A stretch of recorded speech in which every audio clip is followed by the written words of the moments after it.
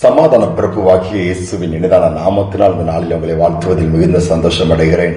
இந்த நாள் நம்முடைய ஆவிக்குரிய சிந்தனைக்காக ஏசாயா தீர்க்கதரிசியின் புஸ்தகம் 9ஆம் அதிகாரத்தின் 6ஆம் வசனத்தின் கடைசி பகுதி என்று வாசிக்கலாம். அவருடைய நாமம் சமாதான பிரபு எனப்படும். Prince of peace. ஆண்டவருடைய நாமம் சமாதான பிரபு. இந்த உலகம் அதிகமாய் இயங்குகிற ஒன்று எதற்காக? சமாதானத்திற்காக. குடும்பம் அதிகமாய் தேடுகிற ஒன்று சமாதானம். தனிப்பட்ட மனிதனுடைய வாழ்க்கையில தேடுகிற ஒன்று என்ன தெரியுமா? சமாதானம். மற்றொரு வார்த்தையில சொல்ல போனா நிம்மதியே இல்லைன்னு சொல்லி நிம்மதி இல்லாம அங்கங்கே அலைந்து திரிகிற கூட்டங்களுக்கு ஏராளம். தங்களை ஒடுக்கி எவ்வளவோ காரியங்களை செய்து பார்க்கறாங்க, ஆனாலும் நிம்மதி வருவதே இல்லை. வேதனை தான் கூடிக்கொண்டிருக்கிற இந்த நாட்கள்ல வேதம் சொல்லுகிறது, நம்முடைய ஆண்டவர் இயேசு இந்த உலகத்திலே சமாதானத்தின் தேவனாய் சமாதானத்தை கொடுக்கிறவராக தான் சொல்லப்பட்டிருக்கு. ஏனென்றால் அவர் சமாதான பிரபு என்று சொல்லப்பட்டிருக்கிறது. இந்த சமாதானம் நம்முடைய வீட்டிற்குள் வைக்க ஆண்டவர் விரும்புகிறார். வேதம் அதைத்தான் சொல்லுகிறது. சங்கீதம் 122:7 வாசிக்கும் பொழுது உங்க வீட்டிற்குள்ள சுகமும் சமாதானமும் இருக்கும்னு சொல்றாரு. ஆனா நம்ம வீட்டுல இன்னைக்கு அது இருக்குதா? ரெண்டுமே வெளியே தான் தேடுறோம். சுகத்திற்காக மருத்துவமனைகளை தேடி ஓடுகிற கூட்டம் ஏராளம். சமாதானத்துக்காக எங்கேயாவது புனித ஸ்தலங்களுக்கு போனா நல்லா இருக்குமே, யாராவது கொஞ்ச நேரம் பேசினா சமாதானமா எனக்கு உண்டாகாதா, ஆங்காங்கே அலைந்து திரிந்து இருக்கிறதையும் கெடுத்து ஒன்றுமில்லாமல் போகிற கூட்டங்களும் பெருகிவிட்டது. நாம எப்படி இருக்கணும் கொஞ்சம் யோசித்து பாருங்க. சமாதானத்தை நீங்க உலகத்துல எங்க தேடினாலும் கிடைக்காதது இயேசுவிடம் இருக்கிறது. அது நமக்கு கொடுக்க விரும்புகிறார். அவருடைய பிள்ளைகள் சமாதானமான தாபரங்களிலே கூடாரங்களிலே குடியிருப்பார்னு சொல்லப்பட்டிருக்கிறது. இன்னைக்கு நம்முடைய வீடு எப்படி இருக்கிறது? சமாதானமாக இருக்கிறதா? இல்லாவிட்டால் அந்த சமாதான பிரபுவை நம்முடைய வீட்டிற்குள்ளே அனுமதிப்போம். சீஷர்கள் கூட பூட்டி அறைக்குள்ளே இருக்கும் பொழுது உயிர்த்தெழுந்த இயேசு உட்பிரவேசித்து அவர் சொன்ன வார்த்தை என்ன தெரியுமா? உங்களுக்கு சமாதானம். ஒரு வீட்டிற்குள்ளே நாம பிரவேசிக்கும் போதும் என்ன சொல்ல வேண்டுமா? நீங்க எப்படி இருக்கீங்க என்னெல்லாம் சொல்றதுக்கு முன்பாகவே, கேட்பதற்கு முன்பாகவே, பார்ப்பதற்கு முன்பாகவே ஒரு வீட்டிற்குள் நுழையும்போது இந்த வீட்டிற்கு சமாதானம் உண்டாவதாக சொல்லி வாழ்த்த சொல்லுகிறார். ஏனென்றால் அவ்வளவு முக்கியம் ஒரு வீட்டிற்குள்ளே சமாதானத்தை கர்த்தர் எதிர்பார்க்கிறார், வைக்க விரும்புகிறார். ஒரு அருமையான சகோதரன் எனக்கு தெரியும். அந்த சகோதரன் வேலை ஸ்தலத்திலே வேலை பார்த்து கொண்டிருக்கும் போது அவர் மனைவி வீட்டிலே இருந்தார்கள்.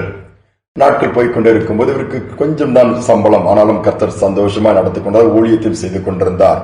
அந்த மனைவி இவருக்கு தெரியாமல் அந்த பகுதியில் உள்ளவங்கிட்ட எல்லாம் சீட்டு பிடிக்க ஆரம்பித்து அதை செய்ய ஆரம்பித்தார்கள். சீட்டு பிடித்தது ஓடிக்கொண்டிருந்தது. குறிப்பிட்ட மனிதன் அந்த சீட்டை எடுத்தவர் ஏமாற்றி விட்டு போய்விட்டார். அந்த பணத்தை திருப்பி கொடுக்க முடியவில்லை. அந்த நாட்கள்ல அந்த லட்சத்தில் வரும்பொழுது அந்த பணம் பெரிய தொகையாக இருந்தது. என்ன செய்வது? வீட்டிற்கும் தெரியாது, கணவனிடம் சொல்ல வேண்டுமே, இதை எப்படி என்று சொல்ல செத்து விடலாமா? பலவிதமான அங்கலாய்த்து சமாதானத்தை இழந்து அந்த சகோதரி தவிக்க ஆரம்பித்தார். வழி இல்லாம வீட்டுக்காரர்கிட்ட சொல்லிட்டாங்க. இவருக்கு வந்தது கோபம். உன் வேலையை வீட்டு வேலையை மட்டும் பார்த்துட்டு உட்கார்ந்துட்டு இருக்க வேண்டியதான்னு சொல்லிட்டு. ஆனால் என்ன பண்ண, இவர்கிட்டையும் பண வசதி கிடையாது திருப்பி கொடுக்க. எல்லாரும் நெருக்குகிறார்கள். இப்படிப்பட்ட சூழ்நிலையில அவர் சொன்ன காரியம், அவர் வேலை ஸ்தலத்தில் இருக்கும் பொழுது அவருக்குள்ள ஒரு வெறி வருமா? வீட்டுக்கு போன கழுத்தை நெரிச்சு தன்னுடைய மனைவியை கொன்று விட வேண்டும் என்று சொல்ல சைக்கிள் எடுத்துட்டு தான் வீட்டுக்கு வருவாரு. வீட்டுக்கு வந்து கோபத்தோடு வருவாரு. அவ்வளவு அவர் டென்ஷன். இந்த மாதிரி நம்மளை பண்ணிட்டால, தெருவுக்கு இழுத்து விட்டால, கடனை இப்படி ஆக்கி விட்டாலும் சொல்லி பயங்கர கோபத்துல ஆனா வீட்டுக்குள்ள நுழைந்தவுடன் அந்த எண்ணமே மாறிவிடுமா? சமாதானமா வீட்ட பேசுவாங்களா? அவங்களும் சமாதானமா பேசுவாங்களா? இருக்கிறத சாப்பிடுவாங்களாம். இதுதான் ஆண்டவருக்கு எதிர்பார்க்கிற நம்முடைய குடும்பத்துல. ஏன்னா எங்க பார்த்தாலும் பிரச்சனை ஆகிவிட்டது. வேலை ஸ்தலத்துல பிரச்சனை, பிசினஸ் ஸ்தலத்துல பிரச்சனை, ஆலயத்துக்கு போனாலும் அங்கேயும் பிரச்சனைகளை பார்க்கிறோம். எங்க போனாலும் சமாதான குறைவு தான். எங்க பார்த்தாலும் அரசியலாய் போய்விட்டது. ஆனா நம்ம இருக்கிற இடத்துல சமாதானம் இருக்குமானால் எவ்வளவு பெரிய பாக்கியமா இருக்கும் தெரியுமா? இந்த வீட்டுக்குள்ள அவ்வளவு சமாதானத்தை வைத்தார் கர்த்தர். நாட்டால் வந்தது அந்த கடன் எல்லாவற்றையும் மாற்றினார். அதிலிருந்து வெளியே வந்தார்கள். ஆசீர்வாதத்தின் வாசலை திறந்து நடத்த ஆரம்பித்து விட்டார். முழு குடும்பமானோரை மகிமைப்படுத்தக்கூடிய பாக்கியத்தை கொடுத்தார். சமாதான பிரபு இந்த குடும்பங்களுக்குள்ளே பிரவேசிக்க அனுமதிப்போம். அவர் வந்துவிட்டால் சகலமும் சமாதானத்துக்கு எதுவாக மாறிவிடும். அண்ணன் தம்பி, அக்கா தங்கச்சி, கசப்புகள் பேசாம இருக்கிற நிலமெல்லாம் மாறிடும். நிகழ்ச்சி சொல்லுவாங்க, அப்ப பேசுறது இல்ல தெரியுமா அப்படின்னு சொல்லி வைராக்கியமா. இந்த அவங்களுக்குள்ள சமாதானம் இருக்காது, வெளியே தான் பேசிட்டு இருக்கிறாங்க. நாம எப்படி இருக்கிறோம்? சமாதான பிரபு அனுமதிப்போம். எரிமலையே முன்னாடி வெடித்து சதறினாலும் சமாதானத்தை இழந்துடக்கூடாது, இழக்க மாட்டோம். இயேசு இருந்தா ஜெபிப்போம். அன்பின் தகப்பனே, சமாதானம் இல்லாத நாட்கள்ல நீர் சமாதான பிரபுவாய் வந்ததை நாங்க நினைவு கூறுகிறோம்ப்பா. இன்று எங்கள் மத்தியில இருக்கீங்க, எங்க கூட இருக்கிறீங்கப்பா.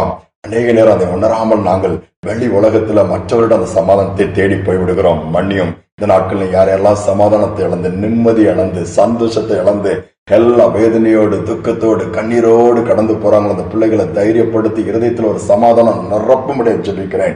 இல்லங்களில் இந்த சமாதானத்துல நிரம்பும்படியா நான் ஜெபிக்கிறேன் அப்பா.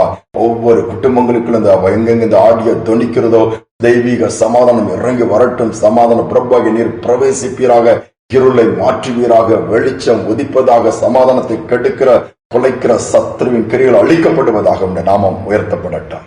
தாழ்த்தி ஒப்புக் கொடுக்கிறேன். துதி கனமை ஏற்றுக்கொள்ளும் இயேசுவின் நாமத்தில் பிதாவே, ஆமேன், ஆமேன்.